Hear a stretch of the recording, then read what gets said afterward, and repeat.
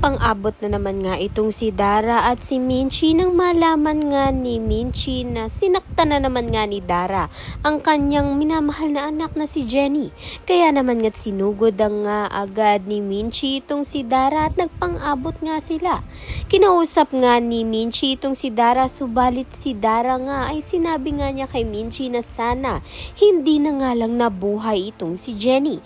Kaya naman nga't sa galit nga nito ni Minchi ay hindi niya nga napigilan ng sarili nga niyang sinabunutan niya na nga agad itong si Dara.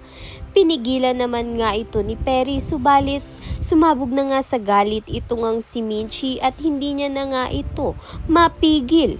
Kaya naman nga't itong si Perry ay naisantabi na naman nga ito ni Minchi.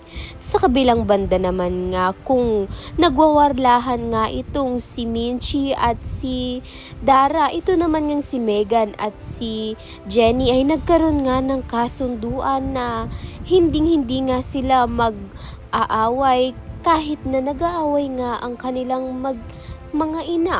Kaya naman nga't itong si Jenny at si Megan ay mukhang ngang matibay ang kanilang pagkakaibigan.